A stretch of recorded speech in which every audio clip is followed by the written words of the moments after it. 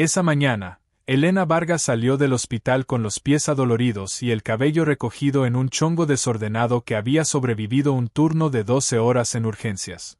Llevaba su uniforme azul de enfermera, con una pequeña mancha de sangre seca en la manga que no había notado hasta que ya era demasiado tarde para cambiárselo. No era el tipo de mujer que llamaba la atención al entrar a un lugar. Era exactamente el tipo de mujer que la gente ignoraba en las salas de espera, en los pasillos, en los elevadores. Eso le había tomado años aprender a cargar sin amargura. La base militar Lázaro Cárdenas estaba a 3 kilómetros del Hospital General de Tampico, lo suficientemente cerca para que Elena cruzara sus instalaciones como atajo varias veces al mes cuando iba a la oficina de administración a entregar documentos para el programa de salud de veteranos donde trabajaba como enlace civil. Era un trámite burocrático, nada más. Un expediente, una firma, un sello. Ese martes no tenía razones para esperar que fuera diferente a cualquier otro. El sonido llegó antes de que ella pudiera ver de dónde venía. Disparos. Ritmo de entrenamiento, no combate. Ella lo supo de inmediato y no se detuvo a preguntarse cómo lo sabía porque hacía 5 años que se había acostumbrado a ignorar ese tipo de conocimiento cuando aparecía sin ser invitado. Pero debajo del ritmo de los disparos había otra frecuencia. Frustración. Corrección repetida. El sonido específico de un ejercicio que no estaba saliendo como debía. Se acercó a la valla del campo de tiro sin proponérselo del todo, de la misma manera en que uno reduce la velocidad al pasar frente a un accidente, no por morbo sino por una atención que el cuerpo activa antes de que la mente tome ninguna decisión. Lo que vio fue un grupo de reclutas, 20 o quizás más, alineados frente a los blancos, fallando en una forma que tenía una forma reconocible para cualquiera que alguna vez hubiera parado en un campo como ese. Tiro tras tiro se desviaba en la misma dirección. No era falta de técnica. Era viento. Un viento costero que giraba sobre el terreno de una manera que hacía que las banderas mintieran. Elena lo vio en 4 segundos. El mayor Ricardo Fuentes la vio desde la línea de fuego. 44 años. 3 rotaciones en una misión que debería haber producido mejores números que los que estaba produciendo, y su paciencia llevaba 1 hora hundiéndose despacio como un barco que nadie ha decidido todavía que ya se está hundiendo.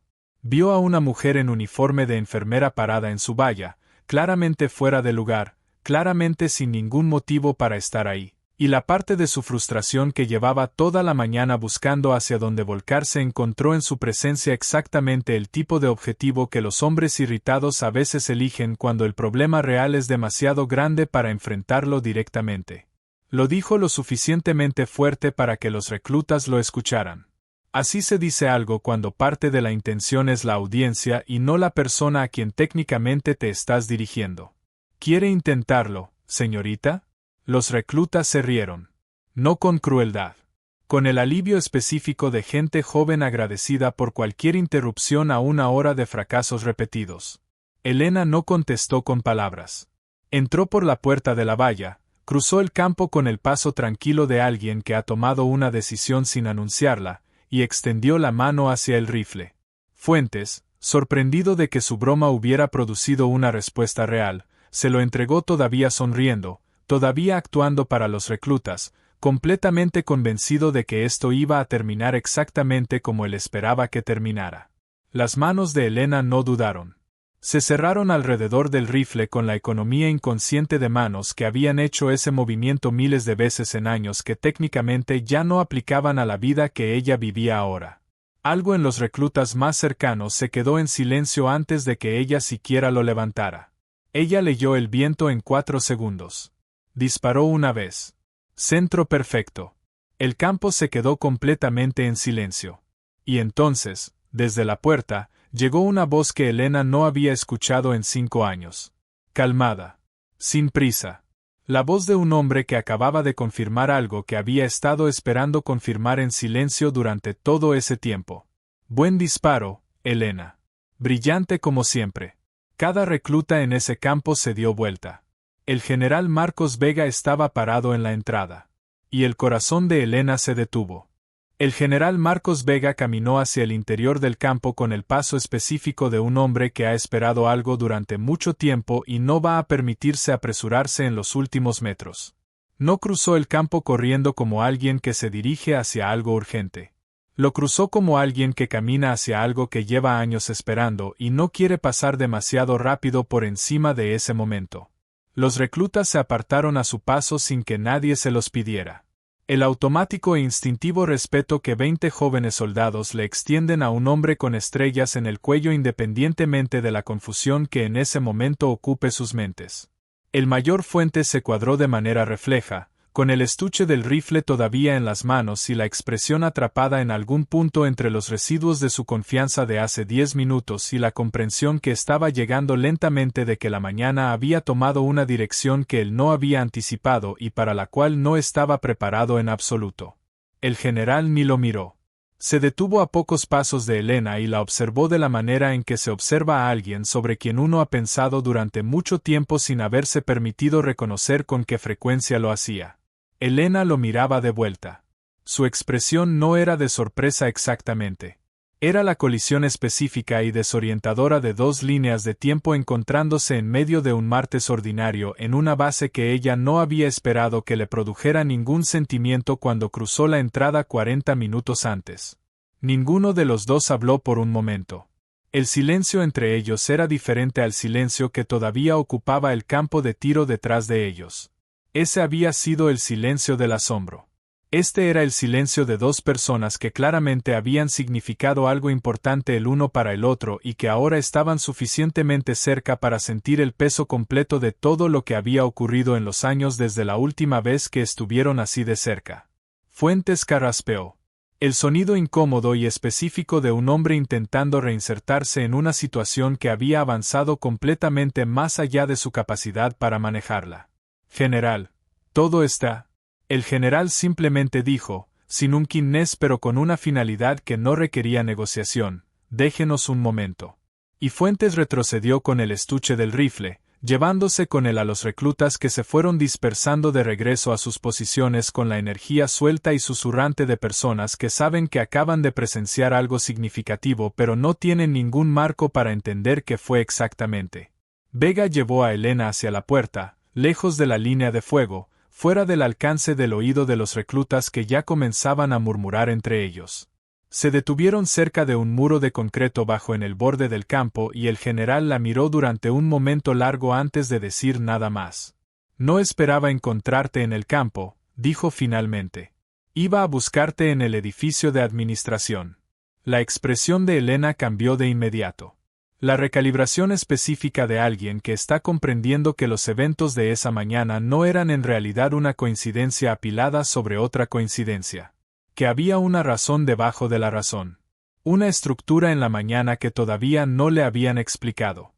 ¿Vine por una firma? Dijo. No era del todo una pregunta. Vega asintió. Yo no planeé esto, dijo con un gesto leve hacia el campo, hacia el rifle que ella ya no sostenía, hacia el silencio en el que 20 reclutas todavía estaban parados a 40 metros de distancia. Algo apareció. Tu expediente. El papeleo de cierre de hace 5 años. Nunca fue finalizado. Surgió durante una revisión y hay una junta en 48 horas que requiere que se resuelva.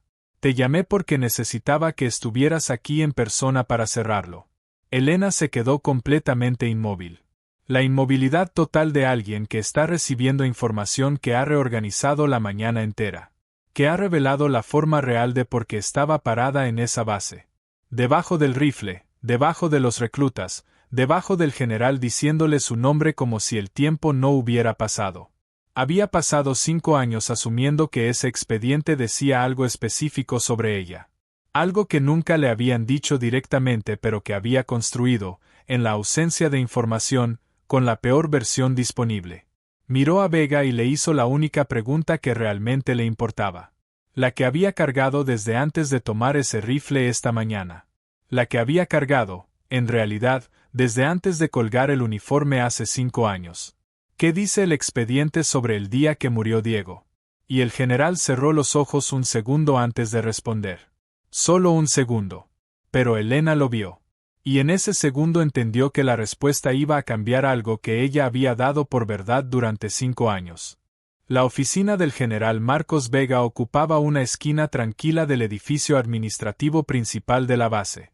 Era el tipo de habitación que había sido testigo de 30 años de conversaciones difíciles y que había desarrollado con el tiempo una calidad particular de silencio que hacía que esas conversaciones fueran ligeramente más sobrevivibles de lo que hubieran sido en cualquier otro lugar. Vega cerró la puerta detrás de ellos. Se sentó detrás de su escritorio y abrió un expediente que claramente había sido sacado y revisado antes de que Elena llegara a la base esa mañana. Pestañas marcando páginas específicas.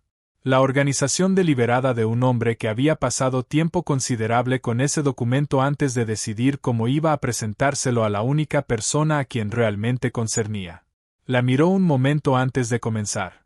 La atención cuidadosa de alguien que está a punto de corregir un malentendido de 5 años que él entendía cargaba un peso que no podía estimar completamente desde afuera. La investigación cerró 2 años después de que se abrió, dijo. Determinó que la baja fue una consecuencia inevitable de condiciones de campo catastróficas tras la pérdida de tu observador. No negligencia. No error de juicio. Inevitable. Giró el expediente ligeramente hacia ella, sin empujarlo por el escritorio, solo haciéndolo visible. El gesto respetuoso de alguien que ofrece prueba en lugar de simplemente pedir que le crean. La firma de cierre nunca fue finalizada. El oficial a cargo fue reasignado en medio del proceso.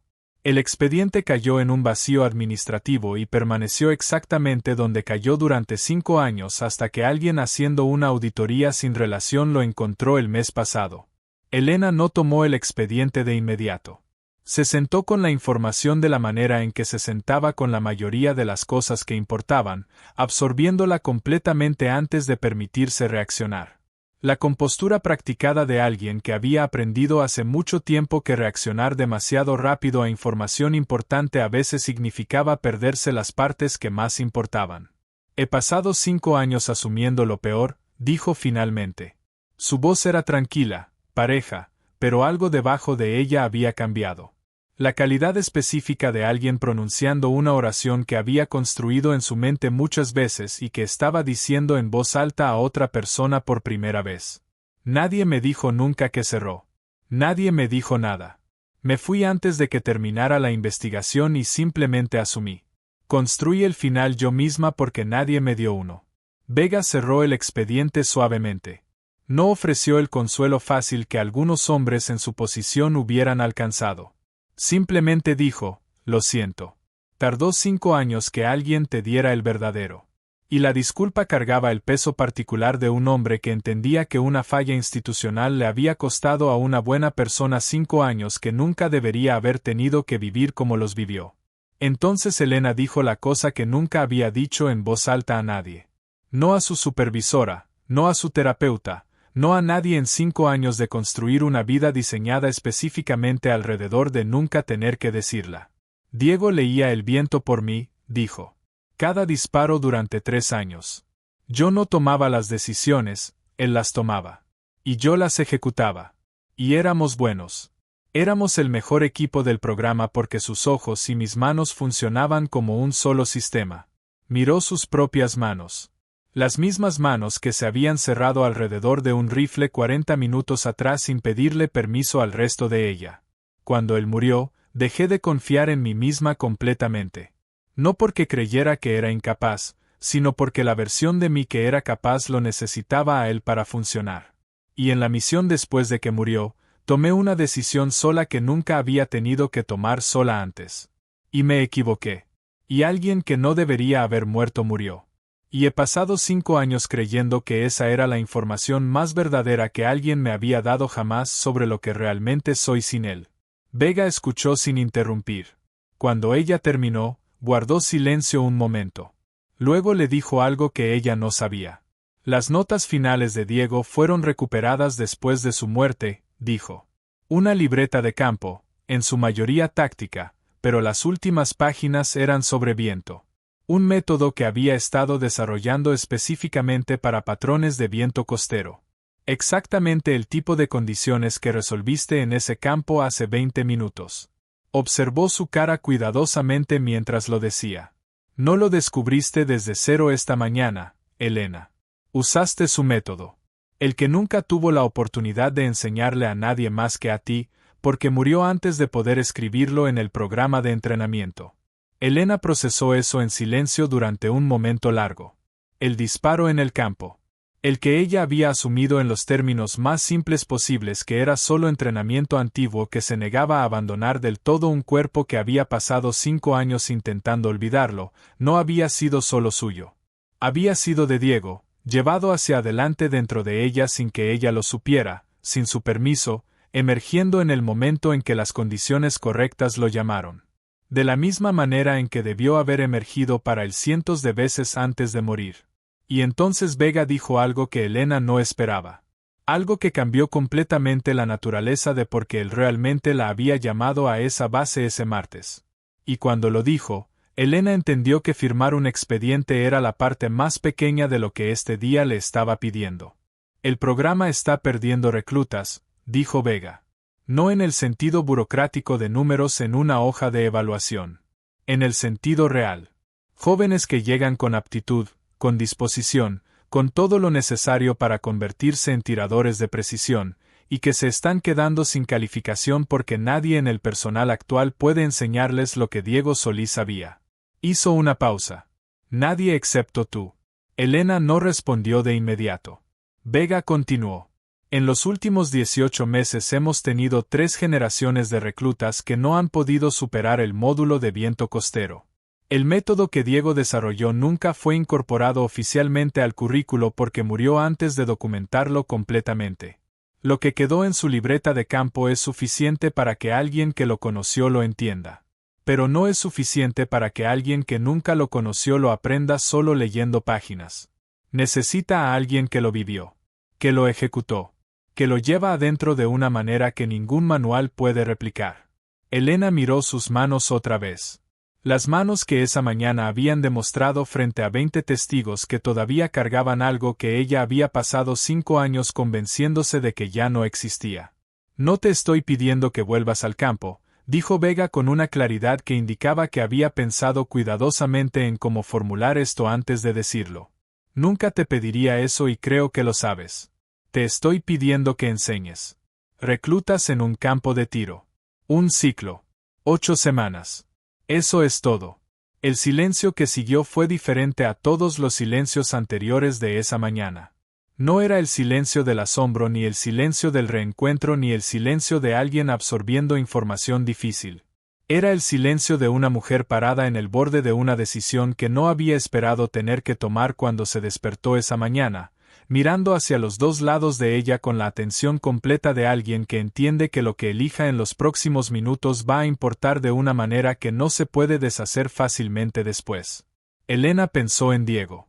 No en la versión de él que existía en el peor recuerdo que cargaba. La del día después de que murió, la de la misión donde tomó la decisión equivocada y pagó un precio que nunca había terminado de procesar completamente. Pensó en la versión anterior. La que llamaba correcciones de viento a su oído con la confianza específica y tranquila de alguien que nunca había dudado ni un momento de que ella iba a ejecutar exactamente lo que él le decía. La versión que llenaba páginas de una libreta de campo con un método que nunca llegó a terminar de enseñarle a nadie más porque el tiempo que le quedaba no fue suficiente. Pensó en que ese método había vivido dentro de ella durante 5 años sin su conocimiento y sin su permiso. Que había emergido esa mañana en 4 segundos frente a 20 reclutas y un general que no esperaba encontrarla en ese campo. Que si ella se iba de esa base sin decir que sí, el método de Diego permanecería exactamente donde había permanecido desde el día que él murió. Encerrado. Sin transmitirse. Muriendo lentamente en el único lugar donde todavía existía. No vuelvo al campo, dijo finalmente. No era una pregunta ni una negociación. Era el límite que necesitaba que Vega entendiera antes de decir cualquier otra cosa.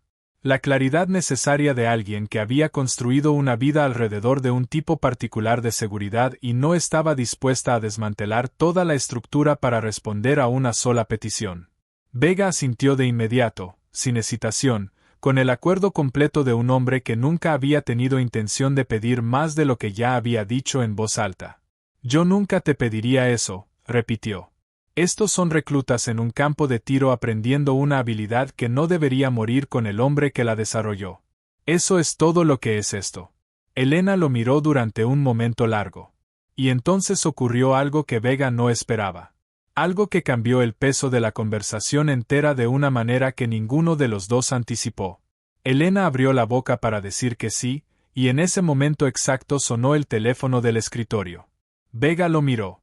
Lo ignoró. Volvió a sonar. Con la insistencia específica de una llamada que alguien ha decidido que no puede esperar. Vega levantó el auricular con la expresión breve y tensa de un hombre que sabe que está a punto de recibir información que no quería recibir en este momento. Escuchó durante 4 segundos. Su cara cambió. Colgó despacio. Miró a Elena con una expresión que ella no le había visto todavía en toda la mañana. No era la expresión del reencuentro ni la del hombre que ofrece una disculpa institucional ni la del comandante que hace una petición razonada. Era la expresión de alguien que acaba de recibir información que reorganiza todo lo que acaba de decir. Hay un problema, dijo. En el campo norte. Uno de los reclutas del grupo de esta mañana. El que llevaba más semanas fallando.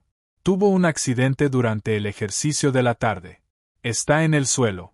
El médico de la base está en Tampico en una conferencia y el enfermero de guardia dice que la situación está fuera de su nivel de competencia. Elena ya se estaba poniendo de pie antes de que Vega terminara la oración. Y en ese momento, por segunda vez en el mismo día, el campo de tiro de la base Lázaro Cárdenas estaba a punto de ver a Elena Vargas hacer algo que nadie esperaba que supiera hacer. Elena cruzó el edificio administrativo con el paso de alguien que no necesita que le expliquen 2 veces hacia dónde ir cuando hay una emergencia. Vega caminaba a su lado sin intentar adelantársele, reconociendo en su postura algo que él había visto pocas veces en su carrera y que siempre había significado lo mismo, una persona que ha cambiado de modo completamente y cuyo cuerpo ya sabe lo que va a hacer antes de que su mente termine de procesar las instrucciones. El campo norte estaba a 400 metros del edificio. Elena llegó en menos de 2 minutos. El recluta estaba en el suelo cerca de la línea de fuego.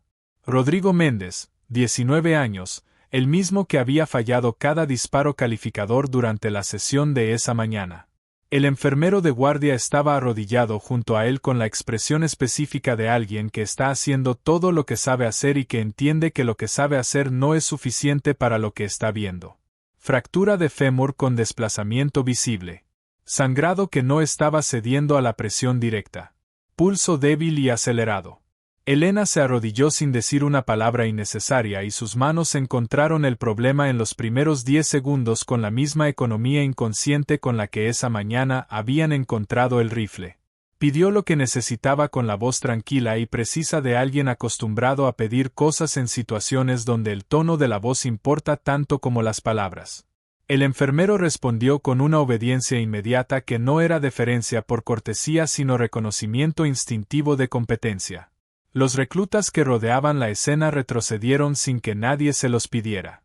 El mayor Fuentes, que había llegado al campo norte 30 segundos antes que Elena, observaba desde 3 metros de distancia con una expresión que ya no tenía ningún residuo de la arrogancia de esa mañana. Solo la atención abierta e incómoda de un hombre que está viendo por segunda vez en el mismo día a alguien que subestimó demostrarle que no tenía idea de con quién estaba tratando. Elena trabajó durante 11 minutos. 11 minutos en los que el campo norte de la base Lázaro Cárdenas estuvo completamente en silencio excepto por sus instrucciones, los movimientos del enfermero respondiendo a ellas, y la respiración estabilizándose lentamente de Rodrigo Méndez debajo de sus manos. Cuando la ambulancia de la base llegó, el recluta tenía el sangrado controlado, el pulso estabilizado, y una vía intravenosa funcionando con la precisión de alguien que ha colocado miles de ellas en condiciones considerablemente más difíciles que estas. El paramédico que descendió de la ambulancia miró la escena, miró a Elena, y no hizo ninguna pregunta. Reconoció el trabajo. Vega estaba parado detrás de ella cuando se puso de pie. La miraba con una expresión que contenía algo que iba más allá del alivio por el recluta. Era la expresión de un hombre que acaba de ver confirmado algo que ya sabía pero que necesitaba ver con sus propios ojos para entender completamente su peso. Elena se limpió las manos con la calma específica de alguien para quien esto no era extraordinario sino simplemente lo que sabe hacer cuando hace falta hacerlo. Fuentes se acercó. No con la postura del mayor que esa mañana había hecho un chiste frente a 20 reclutas. Con la postura diferente y sin adornos de un hombre que tiene algo que decir y entiende que no tiene ningún crédito acumulado para decirlo con comodidad. Lo siento, dijo. Esta mañana fui un idiota. Elena lo miró un momento. Luego dijo simplemente, asegúrese de que sus reclutas aprendan a leer el viento antes de que los manden al norte. Y eso fue todo. Sin dramatismo, sin necesidad de que él se sintiera peor de lo que ya se sentía. La respuesta específica de alguien que no necesita la humillación del otro para sentirse restituida porque nunca necesitó su aprobación para saber lo que valía. En las semanas que siguieron, Elena llegó al campo de tiro 3 mañanas por semana con ropa ordinaria y sin uniforme de ningún tipo. Y comenzó a descomponer para 20 reclutas que habían estado fallando durante meses el método exacto que había vivido dentro de sus manos sin su permiso durante 5 años. Las banderas, el pasto, los patrones de polvo, la lectura de 4 segundos que Diego Solís había desarrollado y nunca había terminado de enseñarle a nadie más que a ella. Ahora finalmente transmitiéndose hacia adelante a las personas que lo necesitaban. El recluta que había estado más semanas fallando fue el primero en leerlo solo. Rodrigo Méndez, con el brazo todavía en recuperación, parado en la línea de fuego 3 semanas después del accidente, leyó el viento costero sin corrección de nadie, disparó una vez, y el tiro cayó en el centro. Se dio vuelta con la alegría específica e incrédula de alguien que acaba de probarle algo a sí mismo que había dejado de creer posible. Elena, parada en el borde del campo, sintió algo acomodarse en su pecho que la enfermería nunca había alcanzado del todo. El método de Diego ya no estaba encerrado en una libreta de campo y en un par de manos que habían pasado 5 años con miedo de usarlo. Estaba vivo en 20 marines que lo llevarían con ellos a donde fueran destinados, que leerían vientos costeros correctamente porque un hombre que murió años antes de que ellos se alistaran había tenido el cuidado de escribir lo que sabía. Y porque una enfermera con un chongo desordenado y una mancha de sangre en la manga había caminado por el lado equivocado de una base militar un martes ordinario y había dejado que sus manos recordaran lo que el resto de ella había pasado 5 años. Intentando olvidar. Algunas cosas que fuimos entrenados a hacer no nos abandonan nunca. Solo esperan en silencio el momento en que alguien las necesita de verdad.